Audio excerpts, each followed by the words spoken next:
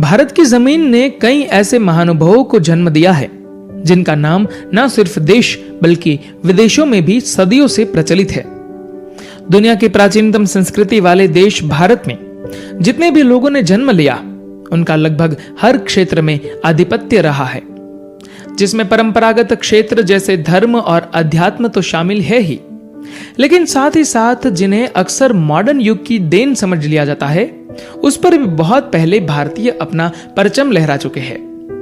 Medical science की बात करें या फिर अंतरिक्ष विज्ञान की, अर्थशास्त्र का जिक्र चले या फिर गणित के मुश्किल सवालातों को हल करने की बात हो, कोई भी क्षेत्र ऐसा नहीं है जिसका जिक्र बिना किसी भारतीय की उपलब्धि के हो जाए।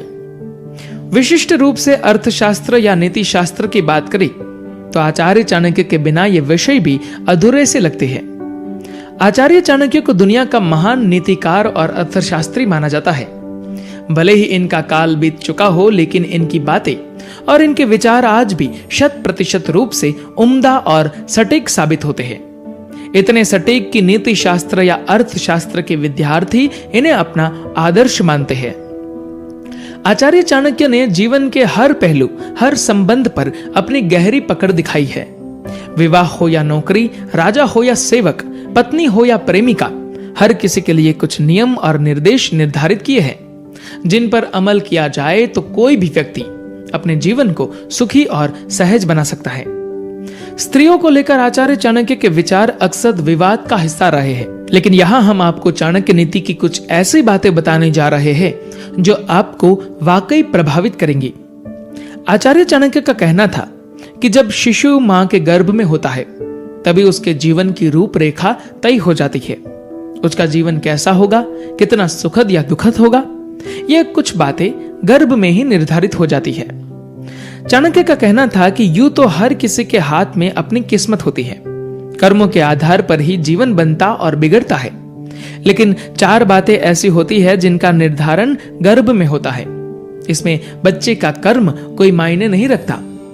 तो चलिए जानते हैं आचार्य चाणक्य के अनुसार क्या है वो 4 बातें। आचार्य चाणक्य के अनुसार मां के गर्भ में ही शिशु की उम्र निर्धारित हो जाती है। वह कितने समय तक धरती का सुख भोगेगा, कितने वर्षों तक जीवित रहेगा, ये बात पहले ही तय हो जाती है। इसके अलावा गर्भस्थ शिशु किस कार्य में निपुण होगा और किस कार्य में कभी भी सफल नहीं हो पाएगा, ये कुछ बातें भी मां के गर्भ में ही तय हो जाती है। वह शिशु कितना धनवान बनेगा, ये बात भी उसके गर्भ में रहते हुए ही निर्धारित हो जाती है। इसके अलावा वह शिशु किस दिन और किन हालातों में अपने प्राण त्यागेगा, ये बात भी उसके जन्म से पहले यानी कि गर्भ में रहते हुए ही निर्धारित हो जाती है। इन सब बातों में शिशु के वर्तमान जीवन के कर्मों का कोई महत्व नहीं है। ये सब उनके जन्म से पहले ही तय हो जाते हैं। धन्यवाद।